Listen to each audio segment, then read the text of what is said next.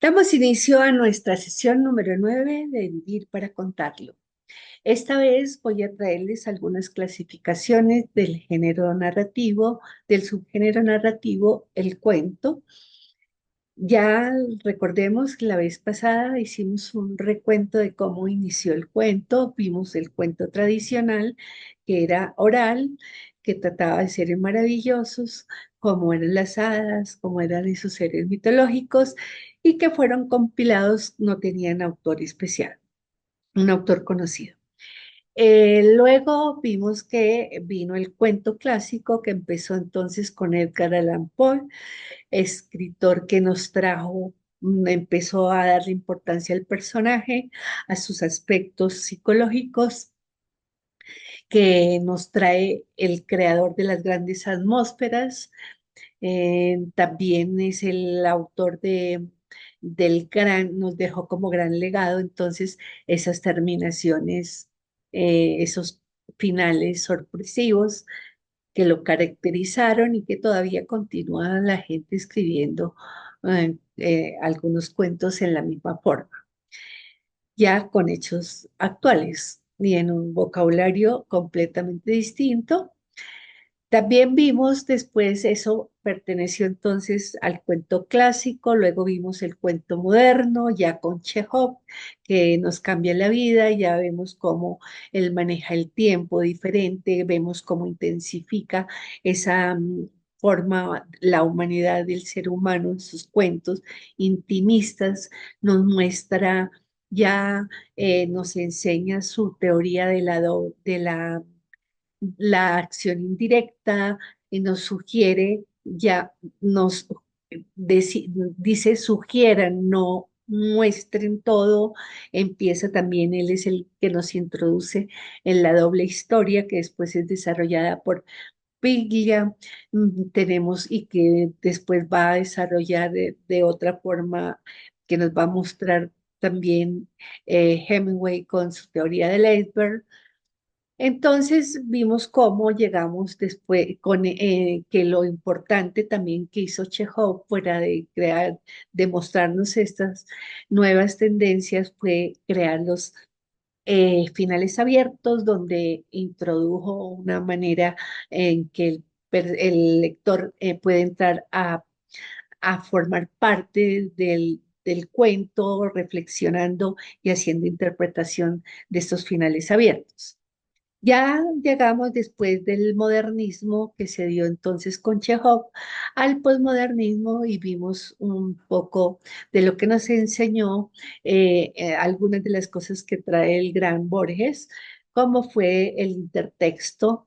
Vimos cómo justapone entonces sobre lo literario todo lo extraliterario y cómo nos confunde entonces la filosofía con la literatura, la poesía, lo periodístico, toda, justapone todo y nos permite que hagamos en el cuento y en la novela una mezcolanza de todo lo que existe actualmente en cualquier biblioteca del mundo.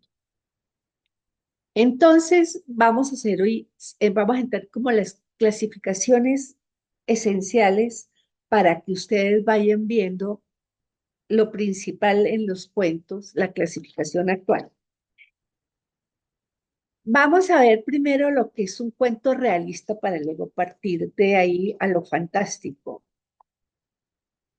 El texto realista, pues, ¿de qué se trata? El cuento realista nos va a mostrar una historia que le puede pasar a cualquier persona, tramas de historias que existen en la realidad, ¿sí?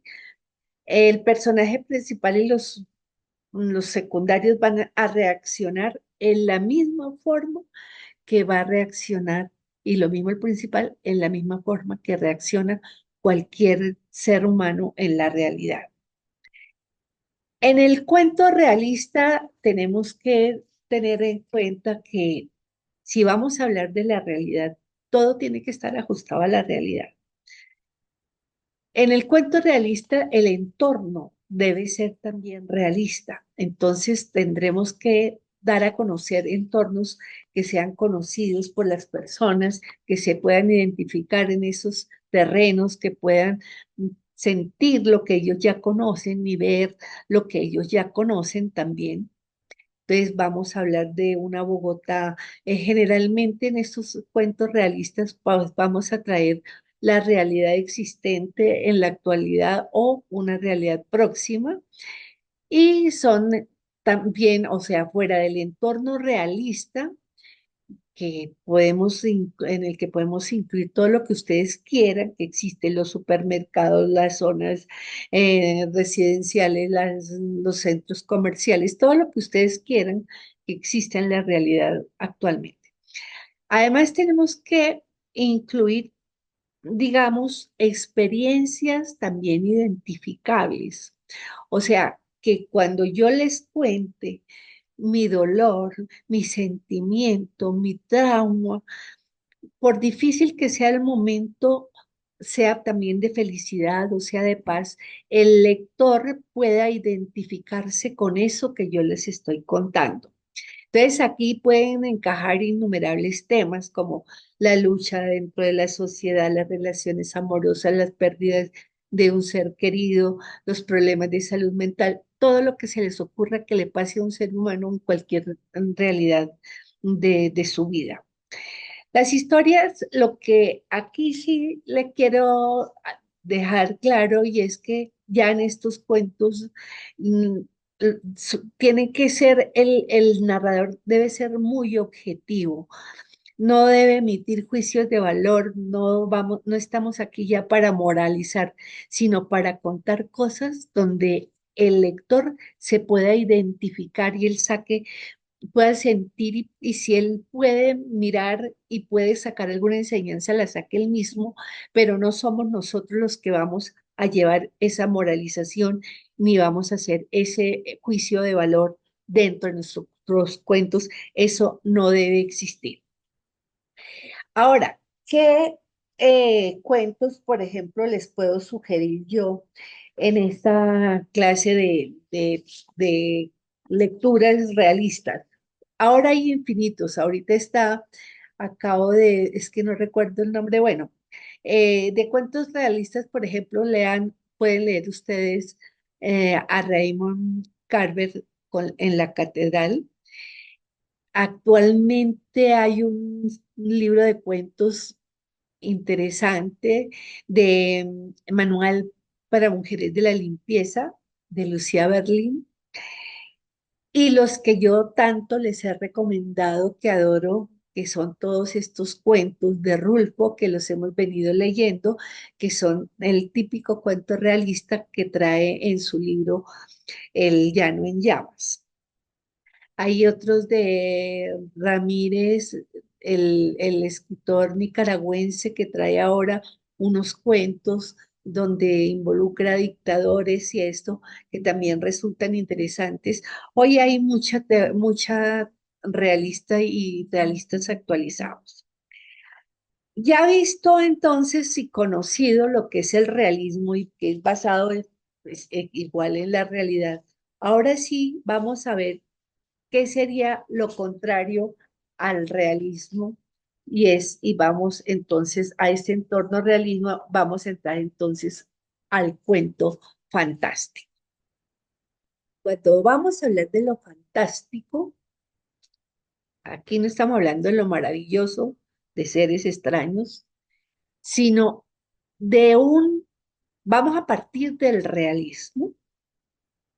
En un hecho cotidiano, de pronto ocurre algo sobrenatural. Entonces, eso sobrenatural es lo que hace el cuento que sea fantástico. Entonces se producen acciones, son esas acciones imposibles de explicar, pero que se ven como si fueran realidad, ¿sí? Entonces, ¿qué es lo que estamos haciendo en este cuento fantástico? Estamos mezclando elementos reales y elementos sobrenaturales o difícilmente explicables. Entonces, empezábamos contando los elementos reales del día a día y vamos metiendo. al personaje en las acciones inexplicables, en lo extraño. El relato fantástico, en este relato existen, como les digo, entonces acontecimientos imposibles de explicar, cuenta las cosas de forma natural, como si fuera parte de la realidad. ¿Qué se espera con esto? Provocar en el lector la incertidumbre, ver la curiosidad, pero ¿qué es lo que está ocurriendo? ¿Qué es lo que pasa aquí? Aquí también el tiempo no transcurre en forma lineal, sino que tiene otras formas, puede ser hasta forma circular si se quiere. El personaje principal le ocurren los hechos, pero él no es capaz de diferenciar lo real de lo irreal. Se me ocurre un cuento, el de la noche, que es una noche en París. Ese, yo no estoy confundida, no sé, no recuerdo de quién es, recuerdo el cuento, me parece que es, no es de Julio Cortázar. Bueno, yo después les diré de quién es la noche, me acabo de acordar de ese cuento, pero hay mucha literatura fantástica que podemos leer de todas maneras, entre los cuentos famosos y el más importante, por ejemplo, está el Aleph de Borges, donde vemos cómo él crea un alter ego y hay un Borges, entonces, que es el protagonista del cuento, que nos lleva a ese mundo misterioso y a esa infinitud que existe en el Aleph de Borges y que nos lleva pues a esos mundos fantásticos que se describen actualmente. Vemos, encontramos en cuentos también de otros escritores que vienen desde antes, por ejemplo, El almohadón de plumas, se me ocurre de Horacio, el de Horacio Quiroga, que también es impresionante. Eh, de esa época después viene, por ejemplo, el, otra vuelta de tuerca de James. Bueno, de esto hay muchísimos cuentos que podemos ir buscando en el camino, pero que son, entonces nos cambia completamente la literatura. Pero miren que esto está enmarcado y parte entonces de lo real, en el orden que los voy llevando. Ahora, para diferenciar este tipo de cuento fantástico, hay otro que viene ahora que pareciera fantástico, pero que es el de la ciencia ficción. Cuando nosotros hablamos ya de ciencia ficción, tenemos que tener en cuenta que ya hablamos de relatos también irreales, extraordinarios, pero que tienen que estar relacionados con la ciencia y la tecnología. Y cuando nos empezamos a hablar de la ciencia ficción, también nos entran términos nuevos que vamos a utilizar, porque no es solo futurista, no es solo lo que venga al futuro, sino que podemos crear también cuentos, digamos, haciendo ucronías, o sea, reconstrucción de las historias con datos hipotéticos. Por ejemplo, ¿qué pasaría si el hombre no hubiera existido? ¿Cómo sería el mundo si el hombre no hubiera existido? Eso sí, volvemos, o sea, volvemos, reconstruimos el tiempo con una hipótesis nueva. Eso es una ucronía.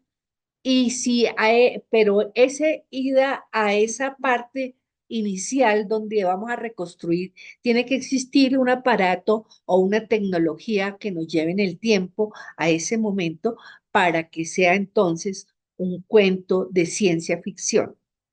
También crearon las distopías, que es esa representación ficticia de una sociedad futura con características negativas para el hombre, que causa la alineación humana, que es lo que todos presentimos que está pasando y que puede pasar entonces con la tecnología actual, a dónde nos puede conducir, si nos mejorará la calidad de vida o va a hacer de nosotros un mundo desastroso.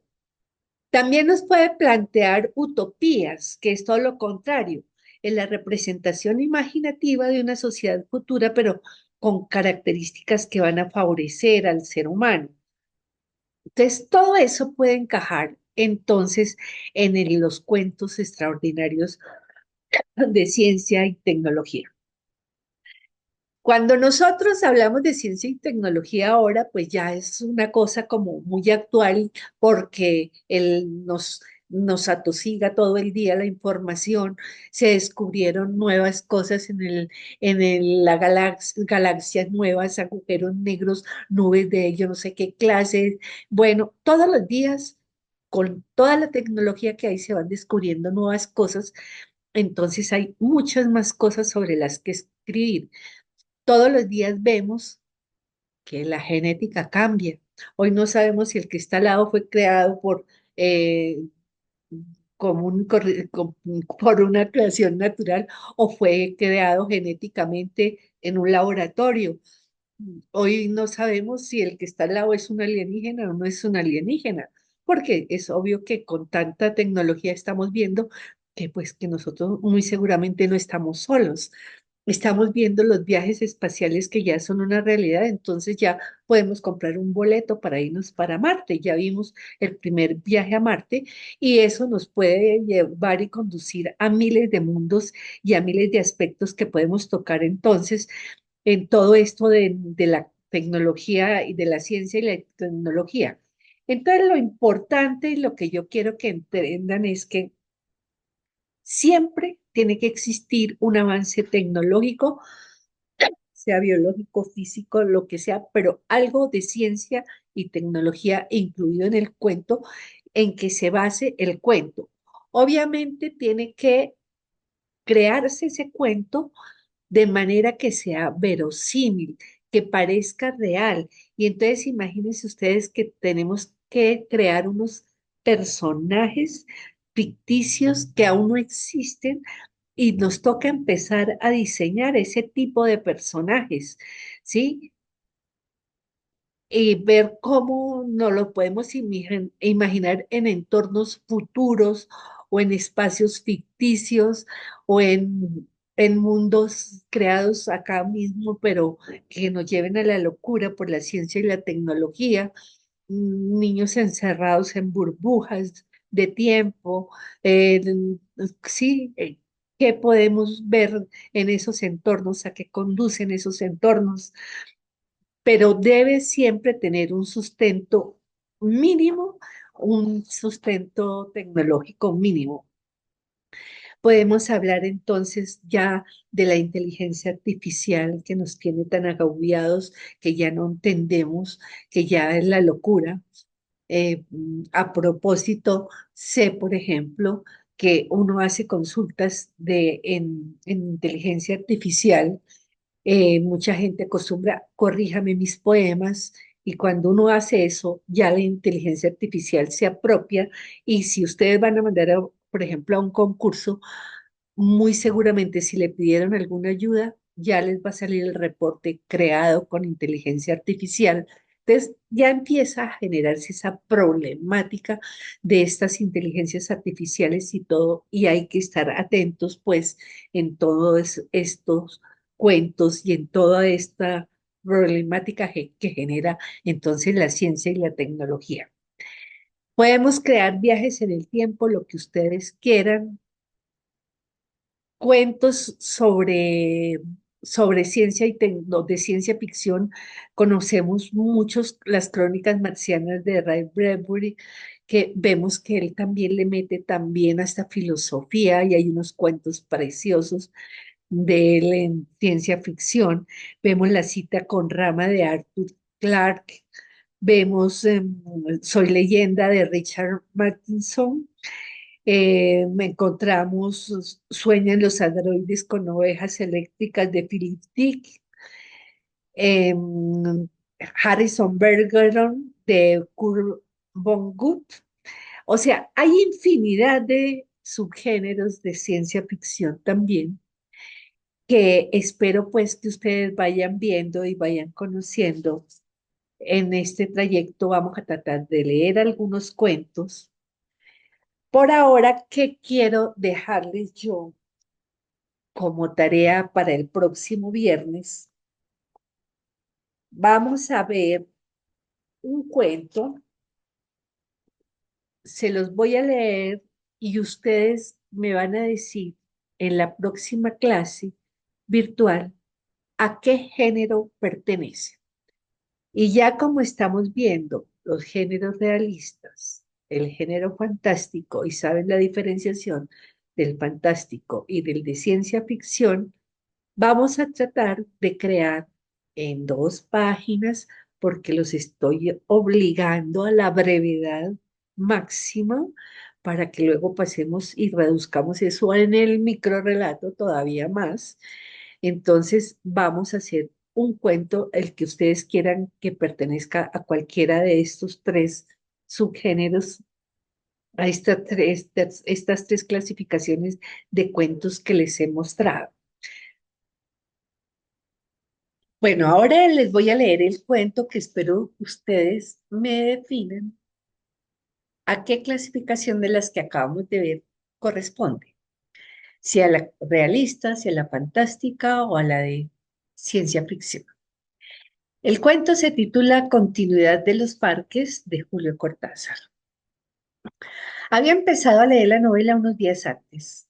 La abandonó por negocios urgentes. Volvió a abrirla cuando regresaba en tren a la finca. Se dejaba interesar lentamente por la trama, por el dibujo de los personajes. Esa tarde, después de escribir una carta a su apoderado y discutir con el mayordomo una cuestión de aparcerías, volvió al libro en la tranquilidad del estudio que miraba hacia el Parque de los Robles.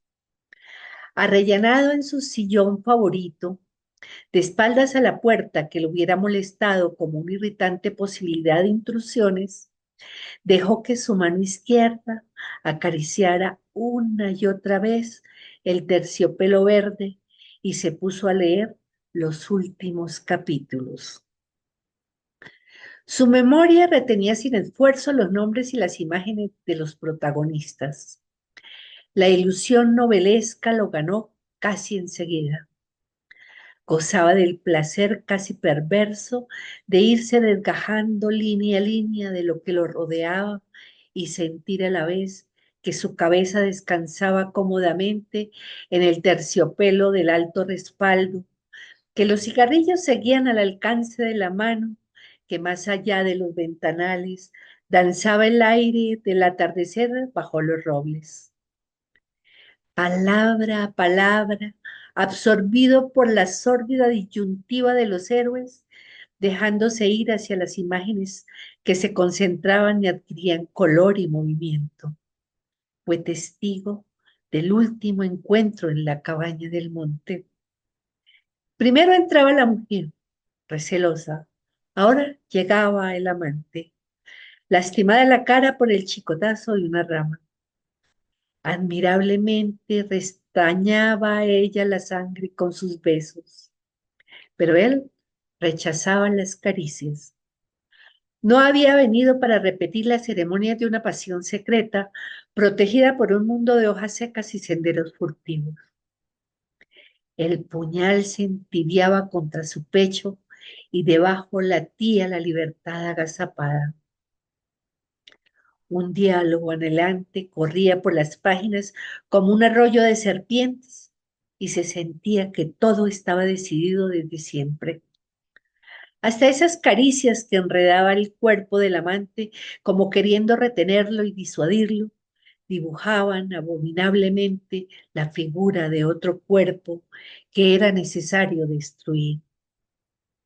Nada había sido olvidado. Coartadas, azares, posibles errores. A partir de esa hora, cada instante tenía su empleo minuciosamente atribuido. El doble repaso despiadado se interrumpía apenas para que una mano acariciara una mejilla. Empezaba a anochecer. Sin mirarse ya, atados rígidamente a la tarea que los esperaba, se separaron en la puerta de la cabaña. Ella debía seguir por la senda que iba al norte. Desde la senda opuesta, él se volvió un instante para verla correr con el pelo suelto. Corrió a su vez, parapetándose en los árboles y los setos, hasta distinguir en la bruma malva del crepúsculo la alameda que llevaba a la casa. Los perros no debían ladrar, y no ladraron. El mayordomo no estaría a esa hora, y no estaba. Subió los 3 peldaños del porche y entró. Desde la sangre galopando en sus oídos le llegaban las palabras de la mujer. Primero una sala azul, después una galería, una escalera alfombrada.